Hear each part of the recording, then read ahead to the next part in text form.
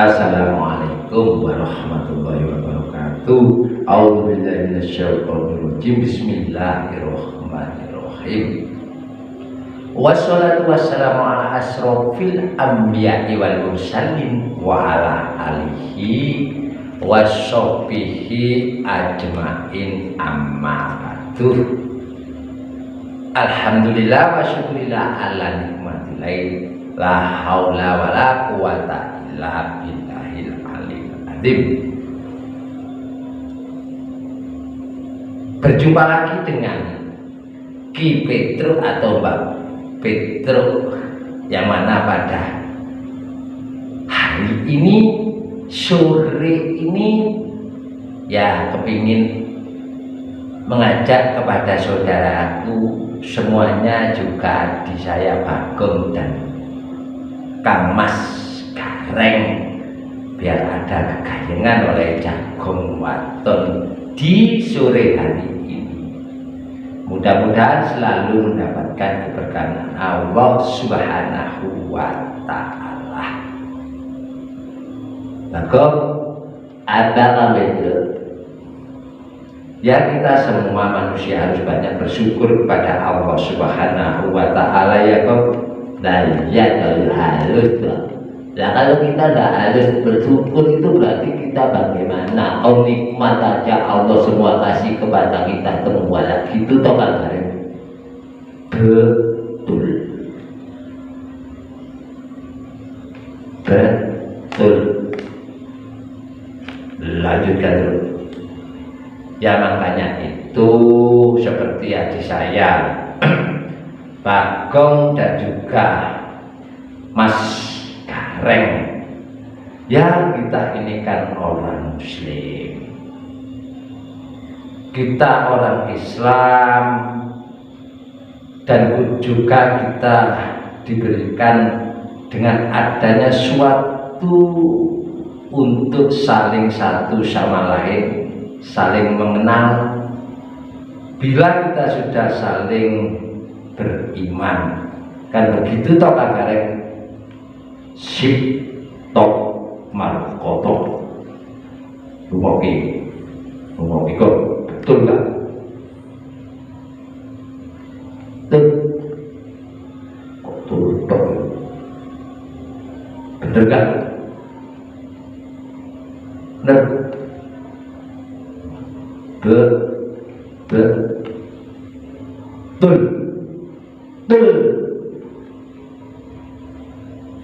Yes. Terus kita menuruti aku kegojekan tok kuwi. Dan kita loh balaya, aku yang jadi merah terus. Udah, siap.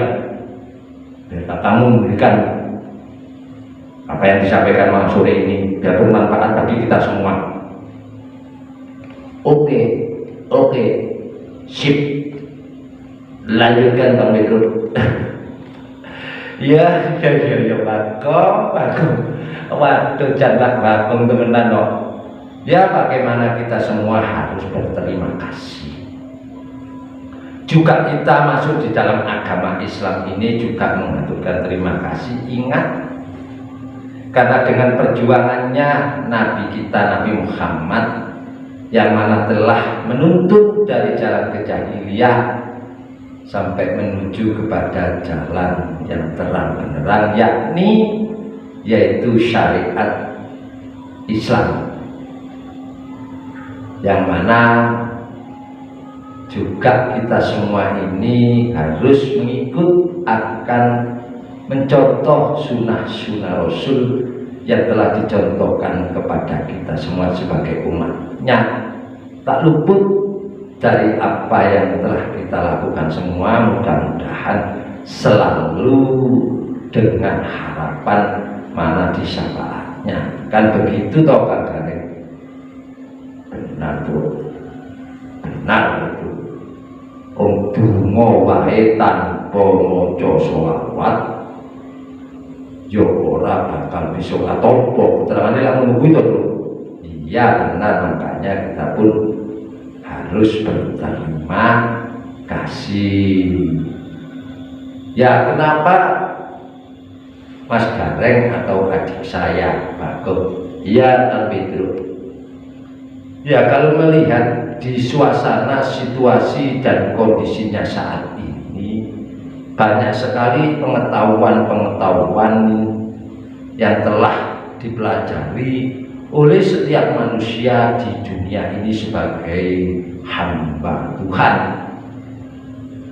Ya kadangkala manusia itu harus menyadarilah memang dengan adanya agama ini, kalau betul dalam bahasa agama, makanya itu bahasa Sanskerta ya.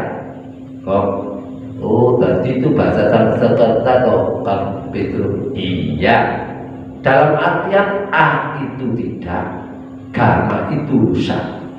Makanya bagi kita semua, kalau kita ini beragama, nah ini legam, makanya mutlak itu arti tidak rusak.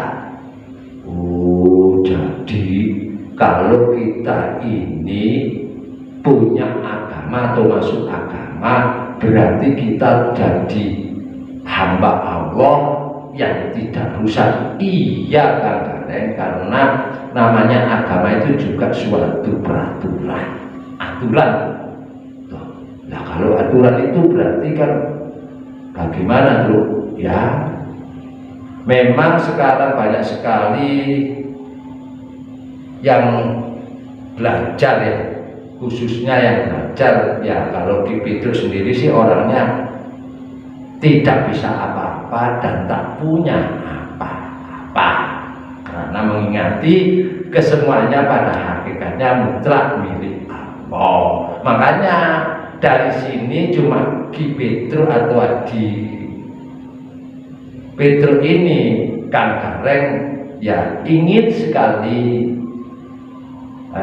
mengutarakan, mudah-mudahan bisa diterima segenap masyarakat, juga Bagong dan Kang Gareng.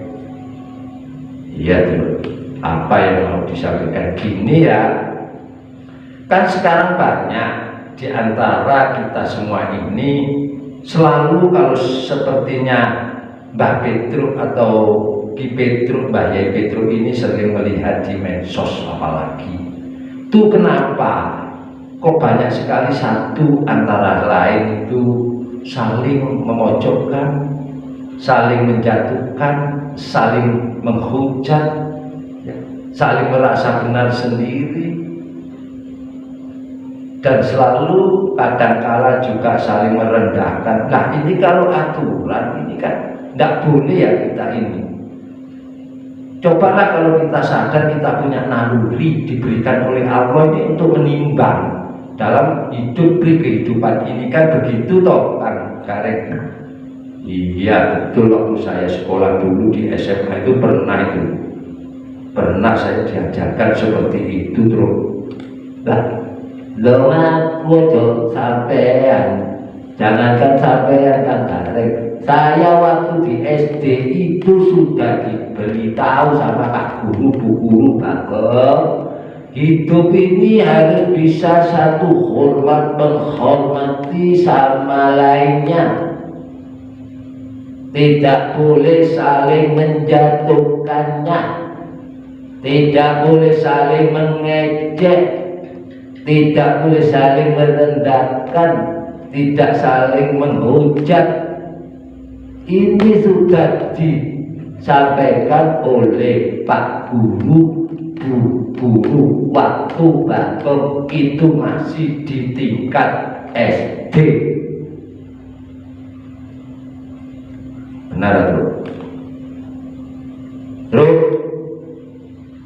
apa Kang Gareng dulu Bagong tadi berbicara seperti itu benar apa salah? Nah dia itu sangat benar sekali, betul itu perkataannya Bagong. Ibarat sekolah itu SD, terus kalau ada SD itu ada apa? Kelanjutannya naik kemana itu? Ya SMP, karena ada SMP kok. Iya. Terus ya, SMA, kayak saya dulu. Nah, terus ya kuliah itu, orang-orang yang kuliah itu. Nah, makanya saya tanya sekarang sama Kang Gareng, tanya apa tuh? Makanya sekolah itu kan dibagi 4 ya. Maksudnya satu antara lain itu bersambungan apa enggak? Ya gimana ya? Ya bersambung terus langsung SMA ya nggak bisa. Nah itu makanya betul kan? Itu tahu Kang Gareng, saya yang sekolah SD dulu berarti saya benar harus lihat SD dulu. Apa gitu dulu? Iya. Nah, makanya itulah pengertian daripada kita ini untuk memahami suatu agama. Ini harus benar-benar dengan sadar, dengan ikhlas lahir batin ini. Oh, begitu ya?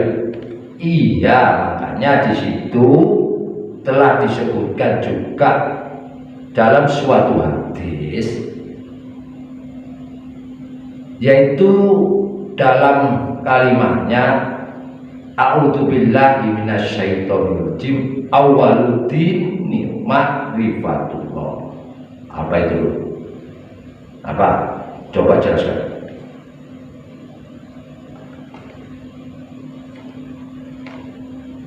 Jelaskan kamu dulu. Yes. Oke, kamu tak jelaskan. Mudah-mudahan bisa Pak sama Kang Gareng bisa memahami dan menerima ya. Yes. Sip. Teruskan. Yaitu makanya kita perlu apa itu? Awaluddin ma'rifatullah itu adalah mula-mula atau awal beragama itu adalah harus bermakrifat kepada Allah dulu. Maksud makrifat itu bagaimana? Tuh jelaskan. Maksudnya kita ini harus tahu ya, harus tahu, paham, mengerti, memahami terlebih dahulu ya, untuk mengenal apa itu sifat-sifatnya, apa itu dalam suatu kekuasaan, dalam afalnya, dan semuanya itu harus kita pahami. Dan inilah yang maksudnya kita memasuk ke agama ini, makanya dengan keseluruhan secara kafah, maksudnya ya lahir ya batin. Menurut Kang Gareng, oh begitu ya. Iya. Nah, terus bagaimana dengan adanya aturan di dalam agama itu? Ya itu dibagi ada fas-fasnya ya. Satu itu di dalam ilmu syariat. Ini ilmu ya, pengertian nama syariat gitu aja. Oh, jadi ada syariat dan iya. Terus ada yang namanya torekot, dan juga ada namanya hakikat, dan yang terakhir adalah makrifat. Waduh, ada apa aja itu Bang? Itu tolong diberitahu biar Adi Bagong paham gini ya. Memang dalam suatu syariat itu adalah untuk menyatakan di dalam bermuamalah atau beribadah secara basariah atau secara lamdiannya, yaitu yang tampak, yang bisa dilihat oleh dalam suatu gerakan atau ucapan ini. Contohnya seperti kita bekerja, itu namanya juga syariat dalam arti ibadah, itu juga sendiri tempatnya. Terus seperti kita melakukan sholat 5 waktu, itu juga namanya ibadah, juga tahu tempatnya dan tujuannya. Oh, jadi begitu ya, itu namanya syariat. Iya. dan semuanya itu untuk menyatakan. Nah, seperti syariat, tarekat, hakikat dan makrifat itu kan kareng, itu bukan suatu tingkatan. Ya, kalau miturut dalam pandangan sudut pandang Ki Petro, ini bukan suatu tingkatan, tapi itu suatu tatanan. Suatu tatanan yang mana bisa untuk tindakan, kita ambil suatu tindakan, atau itu di dalam segi ilmu syariat yang sesuai dengan hukum-hukumnya. Oh begitu ya. Oke. Thank you.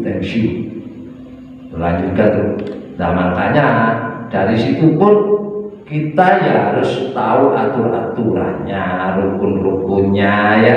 Semuanya harus kita perlu dipelajari, bahwa sebenarnya suatu ilmu itu hanya nama, membedakan biar antara satu di antara kita ini paham, oh iki syariat, oh iki tarekat, oh iki hakikat, ini makrifat, begitu loh. Dan itu harus kita akui,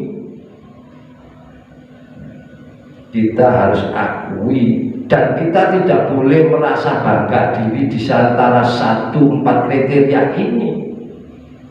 Umpamane Bagong iki mang SD, dikatakan coro gampangnya wong ngomong iki, oh sing dene syariat, ini pun tidak boleh. Umpama kaya Petro ini tingkatannya SMP, oh tingkatannya si tarekat. Umpamane seperti Kang Gareng itu tadi yang sekolahnya SMA itu sudah di hakikat, ya saya memang sekolahnya SMA dulu lah, iya makanya ini diumpamakan. Ya terus bagaimana itu di tingkat hakikat baru yang umpamanya Romo Semar itu sebagai makrifatnya. Nah ini kita tidak boleh satu antara lainnya itu saling menjatuhkan, dan tidak boleh saling kita merasa tinggi sendiri atau kita merasa benar sendiri. Ini tidak bisa, karena ingat apa yang Petro sampaikan tadi, bahwa keempat macam ini sebagai nama untuk membedakan, biar kita paham bagaimana sepak terjang perjalanan kita beragama ini. Makanya saya anggap itu suatu tatanan atau untuk suatu tindakan yang harus kita laksanakan dan kita terima. Itu dalam segi hukum, yaitu di hukum fikih ataupun aturan-aturannya di dalam syariat. Dan yang kedua, tarekat itu suatu jalan, kan? Oh, tarekat itu jalan. Iya, makanya tarekat itu salah satunya ibaratkan yaitu perjalanan hati. Oh, dohir batin. Iya. Lah kalau syariat itu dohirnya umpama ya, kalau tarekat itu hatinya krungu aku belum teruskan. Kalau sudah tahu dua-duanya ini dohir batin, ya harus kita pahami, kita jalankan, baru kita mengerti kepada tingkat, ya bukan tingkat yang salah, ketatanan ya. Di tatanan yang berhakikat itu kita bisa untuk membuktikan, ibaratnya diumpama apa yang kita rasakan, untuk mengetahui pada sing sejatinya. Oh, itu seperti saya SMA tadi ya. Iya ya. Dan 3 kriteria ini harus kita jalankan semuanya. Umpamanya Bagong tadi, kalau saya tanya, tidak Bang Pedro, Bagong kalau umpamanya mau makan, biasanya ini harus mencari dulu apa terus itu dengan gerak, dengan tangannya apa dia? Ya harus dengan tangan, atau mana bisa makan, tidak bisa pakai tangan. Terus bagaimana saya kalau untuk kenyang perut saya? Nah ini contoh ya Kang Gareng, ini kan Bagong tadi SD toh, tapi harus memerlukan suatu yaitu tindakan melakukan dari tatanannya untuk melakukan untuk makan tadi harus berusaha. Inilah yang dinamakan ibadah di dalam syariat. Begitu keterangannya. Begitu ya. Nah kalau seperti saya yang SMA tadi, nah itu suatu hakikat. Ya. Tapi terus kalau hakikat, umpamanya saya tanya sama Mas Gareng, iya tuh. Umpama seperti Bagong tadi ya Mas Gareng ini atau Kang Gareng ini makan terus bilang cuma itu ada nasi, ada lauknya, ada sayurnya, terus Kang Gareng bilang makan, kira-kira perutnya kenyang enggak? Oh ya tak bisa, ya harus seperti Bagong tadi harus makan lah. Makanya ini loh yang harus kita pahami supaya kita satu sama lain ini mengerti ya.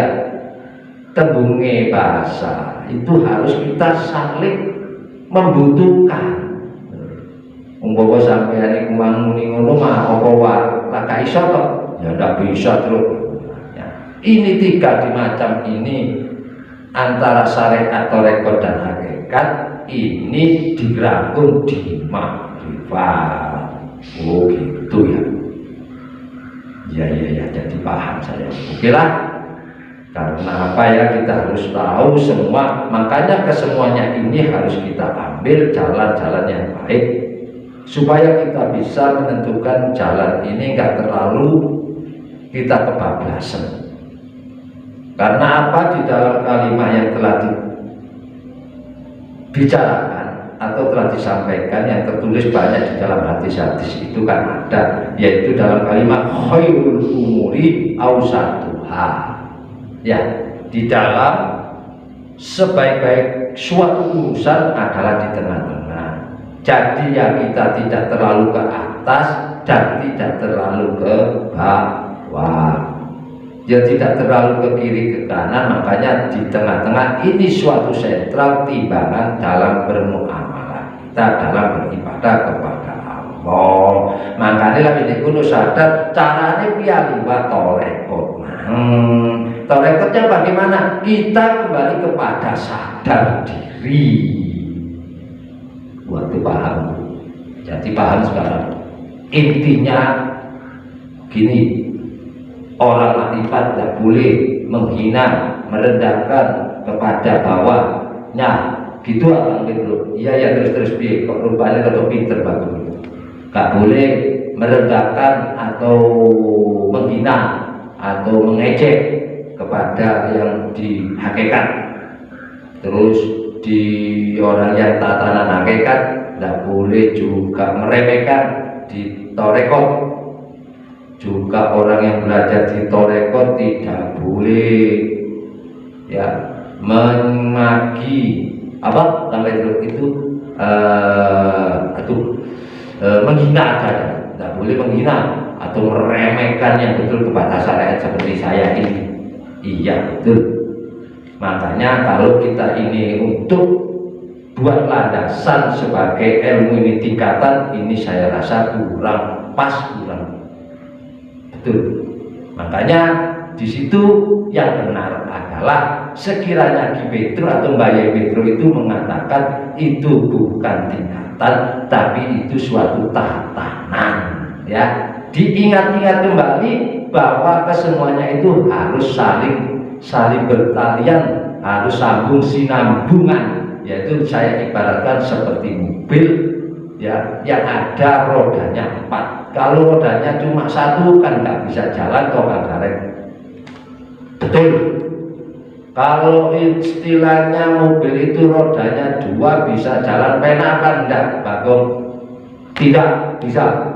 Kalau umpama 3 itu rodanya kira-kira bisa jalan, bisa anteng enggak?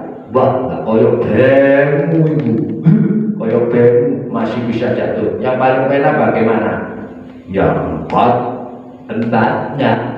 Nah, makanya dari situ 4 ini ayo saling kita laksanakan satu antara lain. Bukan ilmu itu untuk kita pandai-pandaian atau kita menunjukkan bahwa orang saya ini berilmu begini, bukan. Tapi sebenarnya ilmu ini wajib yang kita cari untuk kita melaksanakan, mewujudkan diri kita untuk bermuamalah kepada Allah Subhanahu wa ta'ala dalam beribadah seperti apa yang telah disampaikan, wa ma umiru illa liya'budullaha mukhlishina lahud-din. Wis cukup sampe wae omane sore iki manggae caturan awake dhewe semono ae padha-padha bareng pamit marang gening dulur-dulur kabeh supaya iki mang apa sing dadi gegojekane awake dhewe yang kita bicarakan sore ini betul-betul menjadikan aspirasi atau menjadikan kajian untuk saudara-saudara kita semua yang telah melihat daripada Mbah Yai Petruk dari Padepokan Budaya Luhur Matur. Assalamualaikum warahmatullahi wabarakatuh.